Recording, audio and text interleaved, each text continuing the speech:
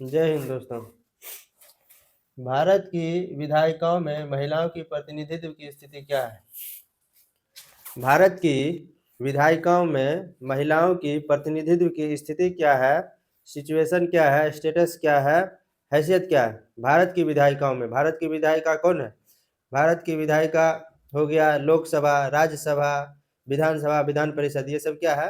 भारत की लोक विधायिका है। विधायिका मतलब होता है कानून बनाने वाली संस्था, कानून बनाने वाला इंस्टीट्यूशन, कानून बनाने वाला इदारा। जो इदारा कानून बनाने का काम करता है, आइन बनाने का काम करता है, कॉन्स्टिट्यूशन कानून बनाने का काम करता है, उसको बोलते हैं विधायिका।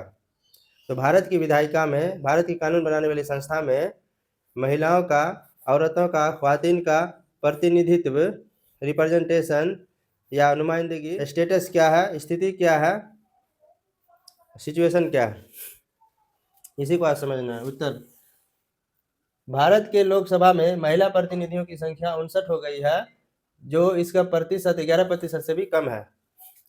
भारत की लोकसभा में महिला प्रतिनिधियों की संख्या 59 हो गई है, जो 11% से भी कम है, नीचे है।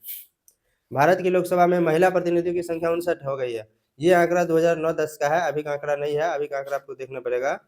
तो उस समय के हिसाब से, आंकड़े के हिसाब से भारत की लोकसभा में महिला प्रतिनिधियों का प्रतिशत 11% से भी कम है। विकसित देशों में भी विधायक का महिला प्रतिनिधियों की संख्या संतोषजनक नहीं है।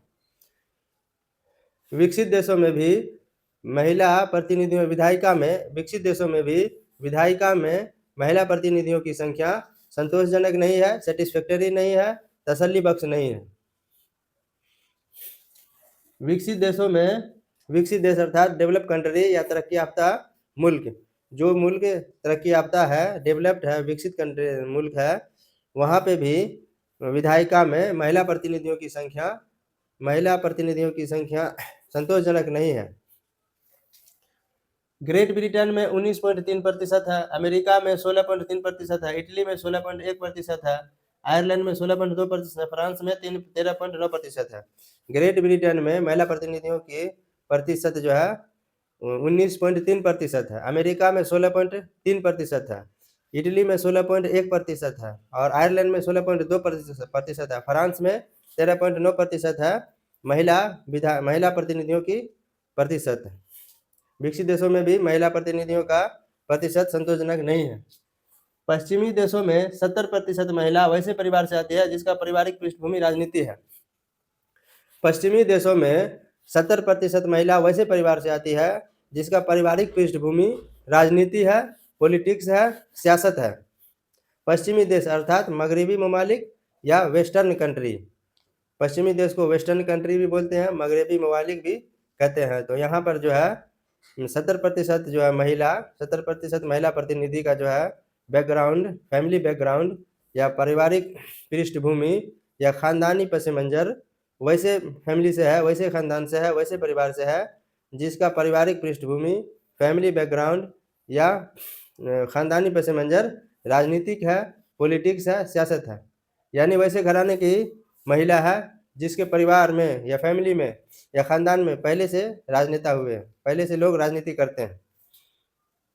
पिछली लोकसभा चुनाव में 40% महिलाओं की पारिवारिक पृष्ठभूमि आपराधिक था। हमारे यहाँ भारत में जो पिछली लोकसभा चुनाव हुआ है उसमें 40% महिलाओं की पारिवारिक पृष्ठभूमि, खानदानी पस मंजर या फैमिली बैकग्राउंड आपराधिक था, मुजरिमाना था, क्रिमिनल था। किंतु 15वीं लोकसभा चुनाव में मतदाताओं ने अपराधियों को नकार दिया। 15वीं लोकसभा चुनाव में मतदाताओं ने अपराधियों को नकार दिया, मुस्तरद कर दिया, रिजेक्ट कर दिया।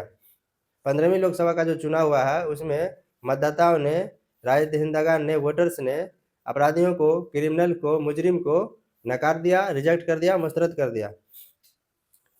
90% महिला सांसद स्नातक है भारत में। भारत में जो महिला सांसद बनती है उसमें से 90% या 90% या 90% महिला जो है वो स्नातक उत्तर होती है, स्नातक होती है। आज भी आम पारिवारिक महिला को संसद बनने का अवसर छीन है। आज भी आम पारिवारिक महिलाओं को संसद बनने का अवसर क्षीण है, स्लिम है, कम है। आज भी जो है आम पारिवारिक महिला को अवसर नहीं दिया जाता है, अपॉर्चुनिटी नहीं मिलती है, मौका नहीं मिलता है सांसद बनने का। महिलाओं का प्रतिनिधित्व बढ़ना लोकतंत्र के लिए शुभ है। महिलाओं का प्रतिनिधित्व बढ़ना लोकतंत्र के लिए शुभ है, स्पेशियस है, खुशाइंद है। महिलाओं का प्रतिनिधित्व यानी औरतों का नुमाइंदगी बढ़ना, इंक्रीज करना लोकतंत्र के लिए, डेमोक्रेसी के लिए, जमहूरियत के लिए शुभ माना जाता है, स्पेशियस माना जाता है, खुशाइंद माना जाता है।